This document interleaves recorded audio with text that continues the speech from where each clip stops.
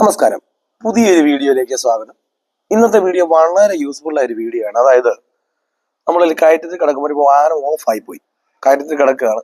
അപ്പൊ ഓഫായി പോയി. അപ്പൊ അവിടെ നിന്ന് ഒരു ഇഞ്ച് പോലും ബൈക്കിലേക്ക് ഉരുളാതെ എങ്ങനെയാണ് കൃത്യമായിട്ടൊരു വാഹനം മുൻപോട്ട് എടുക്കുക എന്നാണ് ഇന്നത്തെ ഒരു വീഡിയോയിലൂടെ പറഞ്ഞു തരുന്നത്. അപ്പൊ നിങ്ങൾക്ക് ഇതൊരു പ്രയാസമാണ്, നല്ല കയറ്റമാണ്, വീടിന്റെ മുറ്റത്ത് നിന്ന് എടുത്ത സമയത്ത് തന്നെ കയറ്റമുണ്ട്, ചെറിയ റോഡുകൾ, ഇങ്ങനെയൊക്കെയുള്ള പ്രയാസം കാരണം നിങ്ങൾ വണ്ടി എടുക്കാത്തവരാണെന്നുണ്ടെങ്കിൽ ഈ ഒരു വീഡിയോ നിങ്ങൾക്ക് യൂസ്ഫുൾ ആകും. അതുകൊണ്ട് തീർച്ചയായിട്ടും നിങ്ങൾ ഈ ഒരു വീഡിയോ സ്കിപ്പ് ചെയ്യാതെ കാണുക. അതുപോലെ നമ്മുടെ ചാനൽ ആദ്യമായിട്ടാണ് കാണുന്നതെങ്കിൽ ഒന്ന് സബ്സ്ക്രൈബ് ചെയ്ത് തൊട്ടടുത്ത് കാണുന്ന ബെല്ലൈക്കൺ അമർത്തി കഴിഞ്ഞാൽ ഞാൻ വീഡിയോ അപ്ലോഡ് ചെയ്യുമ്പോൾ നിങ്ങൾക്ക് നോട്ടിഫിക്കേഷൻ ലഭിക്കുന്നതിനും കൂടാതെ വീഡിയോ കണ്ട് ഇഷ്ടപ്പെട്ടാൽ വീഡിയോക്ക് ലൈക്ക് തരാൻ മറക്കുക. നിങ്ങൾക്ക് ഉപകാരപ്പെട്ടു, മറ്റുള്ളവർക്കും ഉപകാരപ്പെടും എന്നുണ്ടെങ്കിൽ ഈ ഒരു വീഡിയോ മറ്റുള്ളവരിലേക്കൊന്ന് ഷെയർ ചെയ്തെടുക്കുക. എന്തായാലും നമുക്ക് നേരെ വീഡിയോയിലേക്ക് പോകാം. വീഡിയോയിലേക്ക് കിടക്കുന്നതിന് മുമ്പ് ഒരു കാര്യം കൂടി, അതായത് ഈ വീഡിയോ കാണുമ്പോൾ നല്ലൊരു കോൺഫിഡൻസ് കിട്ടുന്നുണ്ട്. തനിയെ വാഹനം ഓടിക്കണമെന്ന് വലിയ അതിയായ ആഗ്രഹമാണ്, പക്ഷെങ്കിലും പേടി. അങ്ങനെയുള്ളവരാണ് വാഹനം ഓടിക്കണമെന്ന് ആഗ്രഹമുണ്ടെങ്കിൽ എന്നെ കോൺടാക്ട് ചെയ്താൽ നിങ്ങൾ കേരളത്തിന്റെ ഏത് ജില്ലയിലായിരുന്നാലും നിങ്ങളുടെ സ്വന്തം വാഹനത്തിൽ വന്ന് ഞാൻ പ്രാക്ടീസ് നൽകുന്നുണ്ട്. നിങ്ങൾക്ക് ആഗ്രഹം ഉണ്ടെങ്കിൽ എന്റെ വാട്സപ്പ് നമ്പറിൽ ബന്ധപ്പെടാം. ഇതൊരു 1 ഡേ ട്രെയിനിങ് ക്ലാസ് ആണ്. ഈ ഒരു ക്ലാസ് നിങ്ങൾ അറ്റൻഡ് ചെയ്ത് കഴിഞ്ഞാൽ വരുന്ന ദിവസം മുതൽ തനിയെ വാഹനം ഓടിക്കുവാനുള്ള ട്രിക്കുകളും ടിപ്സുകളുമാണ് ഞാൻ ഈ ഒരു ക്ലാസ്സിലൂടെ പറഞ്ഞു തരുന്നത്. ഞാൻ ഉറപ്പ് തരുന്നു, ഗ്യാരണ്ടി തരുന്നു, നിങ്ങൾ ഈ ഒരു ക്ലാസ് അറ്റൻഡ് ചെയ്ത് കഴിഞ്ഞാൽ നിങ്ങൾ ഉറപ്പായിട്ട് വാഹനം ഓടിച്ചിരിക്കും. അത് നിങ്ങൾക്ക് വാഹനം ഓടിക്കണമെന്ന് ആഗ്രഹമുണ്ട് എന്നെ കോൺടാക്ട് ചെയ്യാം. പലരും പറഞ്ഞ് നമ്മളെ മടിപ്പിക്കാറുണ്ട്, ഈ ഒരു പ്രായത്തിൽ പറ്റില്ല, ലൈസൻസ് എടുത്തതിന് ശേഷം 2-3 തവണ പ്രാക്ടീസിന് പോയതല്ലേ, നിർത്തിക്കോ, പ്രായം കൊണ്ടായിരിക്കും പറ്റാത്തതെന്ന് പറഞ്ഞ് മടിപ്പിക്കാറുണ്ട്. ഞാൻ പറയുന്നത് നമുക്ക് ഡ്രൈവിംഗിൽ ഒരു പ്രായം ഒരു പ്രശ്നമല്ല. നമ്മുടെ ചുറ്റിനും നോക്കിയാൽ തന്നെ അറിയാം, 70-75 വയസ്സുള്ള അമ്മച്ചിമാര്, 80-85 വയസ്സുള്ള അപ്പച്ചന്മാര് പോലും വാഹനം ഓടിക്കുന്നുണ്ട്. അപ്പൊ നമുക്ക് എന്തുകൊണ്ട് ഓടിച്ചുകൂടാ? അപ്പൊ നിങ്ങൾക്ക് വാഹനം ഓടിക്കണമെന്ന് ആഗ്രഹമുണ്ടോ? എന്റെ ജില്ല ഏതാണെന്ന് നിങ്ങൾ കരുതണ്ട, നിങ്ങളുടെ സ്വന്തം വാഹനത്തിൽ വന്ന് ഞാൻ പ്രാക്ടീസ് നിങ്ങൾക്ക് ആഗ്രഹമുണ്ട്, എന്നെ കോൺടാക്ട് ചെയ്യാം. എന്തായാലും നമുക്ക് നേരെ വീഡിയോയിലേക്ക് പോകാം.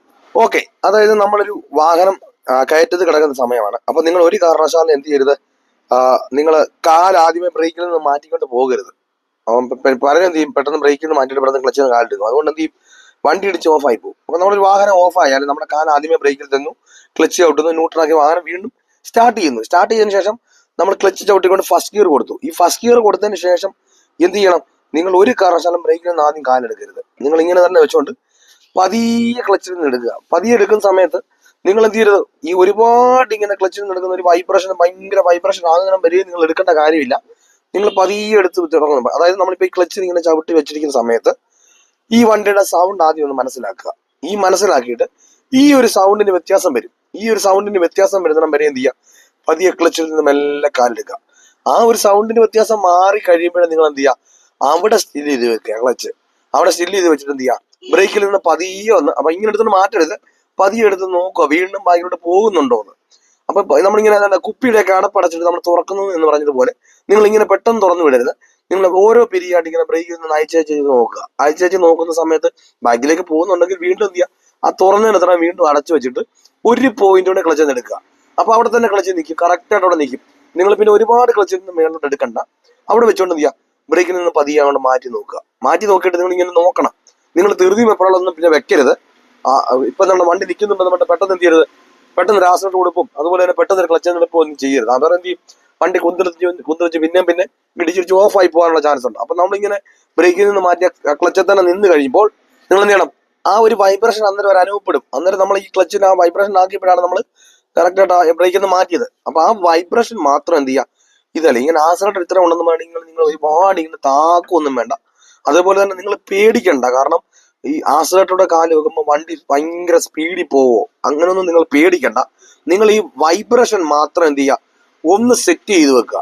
ഒന്ന് സെറ്റ് ചെയ്ത് ആ വൈബ്രേഷൻ മാത്രം മാറ്റി കൊടുക്കുക. ഈ വൈബ്രേഷൻ മാറ്റി കൊടുത്തിട്ട് നിങ്ങൾ ആ സൗണ്ട് മാറി കിട്ടും. നമ്മൾ സാധാരണ രീതിയിൽ ക്ലച്ചും ബ്രേക്കും ചവിട്ടി നമ്മൾ ഗിയർ ഇട്ടിട്ട് നമ്മൾ നിൽക്കുന്ന ആ ഒരു പരുവം, അതായത് ബ്രേക്കിലും ക്ലച്ചിലും കാലിക്കുന്ന സമയത്ത് എങ്ങനെയാണ് ആ വണ്ടിക്ക് സൗണ്ട്, അതേ രീതിയിലായി വരും. അതേ രീതിയിലായി വരുമ്പോൾ എന്ത് ചെയ്യുക, പതിയെ ഒന്ന് ക്ലച്ചിൽ നിന്ന് എടുക്കുക. പതിയെ ഒന്ന് ക്ലച്ചിൽ നിന്ന് എടുക്കുമ്പം വീണ്ടും ആ വൈബ്രേഷന്റെ സൗണ്ട് തന്നെയാണ് അനുഭവപ്പെടുന്നതെങ്കിൽ നിങ്ങൾ പിന്നെന്ത് ചെയ്യരുത്, ക്ലച്ചിൽ നിന്ന് വീണ്ടും നിങ്ങൾ കാല് പെട്ടെന്ന് എടുക്കരുത്. വണ്ടി ഇടിച്ച് ഓഫായി പോകാനുള്ള ചാൻസ് ഉണ്ട്.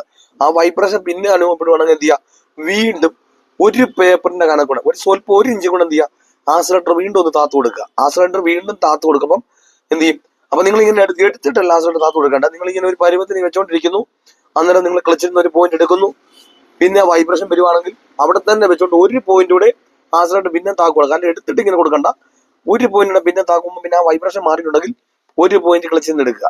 അപ്പോൾ ഓട്ടോമാറ്റിക്കായിട്ട് എന്ത് ചെയ്യും, വണ്ടി ഇടിച്ച് ഓഫ് ആകാം, അത് കറക്റ്റായിട്ട് മുൻപോട്ട് പോകും. അപ്പൊ നിങ്ങൾക്ക് പറഞ്ഞത് മനസ്സിലായെന്ന് വിചാരിക്കുന്നു. അതായത് നമ്മളിങ്ങനെ ക്ലച്ചും ബ്രേക്കും കൂടെ ചവിട്ടി വെക്കുന്നു, ഫസ്റ്റ് ഗിയർ കൊടുക്കുന്നു, പതിയെ ക്ലച്ചിൽ നിന്ന് എടുക്കുന്നു, ചെറിയൊരു വൈബ്രേഷൻ വരുന്നു. അവിടെ വരുന്ന സമയത്ത് എന്ത് ചെയ്യുന്നു, നിങ്ങൾ കാല് പിന്നെ ക്ലച്ചിൽ നിന്ന് കാലെടുക്കാതെ അവിടെ തന്നെ വെച്ചുകൊണ്ട് പതിയെ ബ്രേക്കിൽ നിന്ന് മാറ്റി നോക്കുന്നു. പതിയെ എടുക്കുന്ന സമയത്ത് വീണ്ടും ബാക്കിലേക്ക് പോവുകയാണെങ്കിൽ നിങ്ങൾ എത്രയാണോ എടുത്തപ്പോഴാണോ വണ്ടി ബാക്കിലേക്ക് കൊള്ളുന്നത് അത്രയും മാത്രം നിങ്ങൾ പിന്നെ ബ്രേക്കിൽ ഒന്ന് പ്രസ് ചെയ്യുക. വീണ്ടും ക്ലച്ചിൽ നിന്ന് ഒരു പോയിന്റ് എടുക്കുക. എടുക്കുന്ന സമയത്ത് എന്ത് ചെയ്യും, ആ വൈബ്രേഷൻ നിൽക്കുന്ന സമയത്ത് പതിയെ എന്ത് ചെയ്യുക, ബ്രേക്കിൽ നിന്ന് അയച്ചു നോക്കുക. അയച്ചു നോക്കുമ്പോൾ ബാക്കിലേക്ക് പോകുന്നില്ലെങ്കിൽ പിന്നെ നിങ്ങൾ ക്ലച്ചിൽ നിന്ന് മേലോട്ട് എടുക്കുന്നതിന് മുമ്പ് ബ്രേക്കിൽ നിന്ന് മാറ്റുക. മാറ്റിയിട്ട് ആ വൈബ്രേഷൻ ആക്സിലേറ്ററിൽ മാത്രം, അതായത് ക്ലച്ച് നിങ്ങൾ പിന്നെ ആക്സിലേറ്ററിൽ കാല് വെച്ചൊന്നും വേണ്ട, ക്ലച്ച് നിങ്ങൾ കാല് മേലോട്ട് എടുക്കരുത്. ആ വൈബ്രേഷൻ ഒന്ന് മാറ്റി കൊടുക്കുക. മാറ്റി കൊടുത്തു കഴിഞ്ഞിട്ട് പിന്നെ നിങ്ങൾ ക്ലച്ചിൽ നിന്ന് മെല്ലെ ഒന്ന് കാലെടുത്ത് നോക്കുക.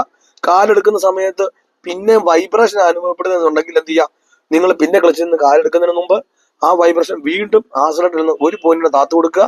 താത്തു കൊടുത്തിട്ട് വീണ്ടും ക്ലച്ചിൽ നിന്ന് ഒരു പോയിന്റ് എടുക്കുക.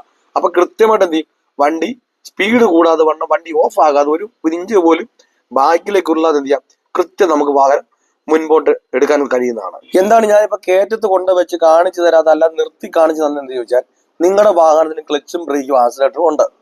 അപ്പൊ നിങ്ങൾ ചെയ്യേണ്ട പോയിന്റുകൾ നിങ്ങളുടെ വാഹനത്തിനുള്ളത് കൊണ്ട് നിങ്ങളുടെ കാലും കൈയും കൊണ്ട് നിങ്ങൾ അതേ രീതി ചെയ്തു നോക്കിയാൽ കൃത്യമായിട്ട് കിട്ടും. കാരണം എനിക്കിപ്പോൾ അറിയാവുന്നതുകൊണ്ട് ഞാനൊരു കയറ്റത്തിലൂടെ കൊണ്ട് കാണിച്ചു എന്ന് പറഞ്ഞുകൊണ്ട് നിങ്ങൾക്കത് അതേ രീതിയിൽ തന്നെ നിങ്ങൾക്ക് അത് പിടികിട്ടണമെന്നില്ല. കാരണം ഞാനത് കയറ്റത്താ കൊണ്ട് കാണിക്കുക, നിങ്ങൾ കയറ്റത്തിന്റെ ആ പോയിന്റ് നോക്കും, ആ റോഡിന്റെ സ്റ്റൈല് നോക്കും, കാലെങ്ങനെ പോകുന്നു കൈ എങ്ങനെ പോകുന്നു കൃത്യമായിട്ട് നിങ്ങൾക്ക് അത് മനസ്സിലാക്കില്ല. അപ്പൊ അതുകൊണ്ടാണ് പോയിന്റുകൾ അത് കാണിച്ചത്. ഇനി അതല്ല, ഞാൻ ഇനി അത് കയറ്റത്ത് തന്നെ കാണിച്ചാൽ അത് മനസ്സിലാകത്തുള്ളൂ, അങ്ങനെ കാണിക്കണം എന്നുണ്ടെങ്കിൽ അത് കമന്റായിട്ട് നിങ്ങൾ രേഖപ്പെടുത്തിയാൽ മതി.